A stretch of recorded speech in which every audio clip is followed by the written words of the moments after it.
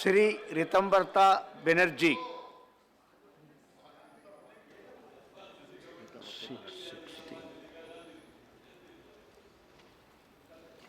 Thank you, sir.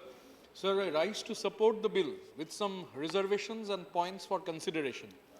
The Standing Committee on Finance submitted detailed recommendations for getting the bill in a better way.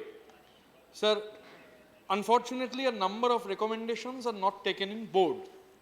Now, sir, black money is a menace to our economy. One of the primary sources of black money is Benami transaction or Benami deal. During the election campaign in the last Lok Sabha election, the most famous promise was to bring back all the black money from abroad and deposit rupees 15 to 20 lakhs in every Indian's bank account soon after assumption of office. Leave alone the promises or whatever may be the word, however we may term it, whatsoever be the nomenclature, instead of bringing that amount back, money from the banking system has been transferred abroad and may never get recovered if the country's top auditor is to be believed. Now, sir, Benami deals are the major reasons for the proliferation of black money. So, generation of black money needs to be restricted. And for that, strictest action against Benami transaction has become a dire necessity. Now, sir, I want to mention, the Honorable Minister is here, the United Nations Conventions regarding corruption has been ratified by our country in 2011, sir. Now, its primary aim is to promote and strengthen measures to promote and combat corruption in a more effective manner, in a more effective way. Now, Article 23 and Article 30 of the Convention of the United Nations are very specific as far as Benami transactions are concerned. The Amendment Bill of 2015 to some extent helps in achieving direction of the United Nations Convention.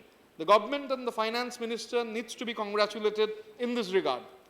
The original bill, sir, is the Benami Transaction Prohibition Act of 1988. The bill was aimed at prohibiting the Benami transaction and recovered the property held by the Benamidar. Now, prior to enactment of the bill in 1988, an ordinance dated 19th May 1988 was promulgated. Now, sir, subsequently then, it was replaced by the Act of 1988. Now the question comes, why this promulgation of an ordinance was necessary?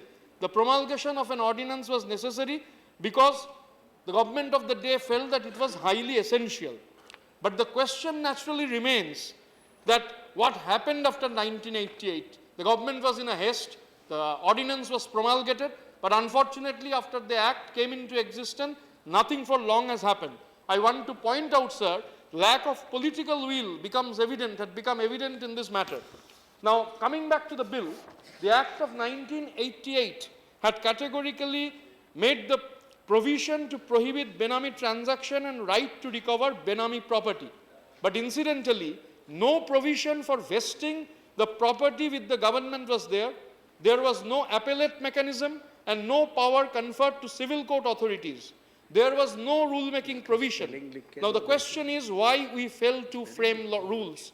What was the problem? I failed to understand why for so long rules were not framed. Again, this answer comes that the lack of political will to act upon the Benamidars that came into... Sir, 1 minute is more, sir. Yeah. Yes, yes. Sir, these deficiencies has been addressed in the present bill. But some points I want to make for consideration. Number one, here the definition of Benami transaction is given as the property which is transferred to or held by a person, and the consideration for such property has been given by some other person for his immediate or further benefit, direct or indirect. Why should we make it immediate or further? It should be mentioned whether it is immediate or further. Number two, secondly, a person denies the knowledge of ownership.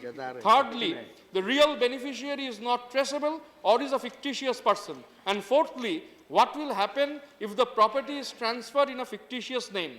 I have a point of objection, sir. Section 8 of the bill, provision to seize Benami property and hand it over to the central government. This is against the core spirit of federalism. We must not forget that the land is a state subject. I urge upon the Honorable Finance Minister to look in this matter. Now, sir, last but not the least, as I come from Bengal, so when I was speaking about political will, see, sir, in Bengal, there were instances, that those are history records. Harivanshji was mentioning that Kutte Billi ka naam mein bighas of zamins were there. Not only in the names of family members, in the names of pet dogs and pet cats, pet carrots, bighas of zamins were there. The United Front government which came into power, I want to mention the name of Hare Krishna Kongar, who happened to be the Land and Land Reforms Minister of the first United Front government.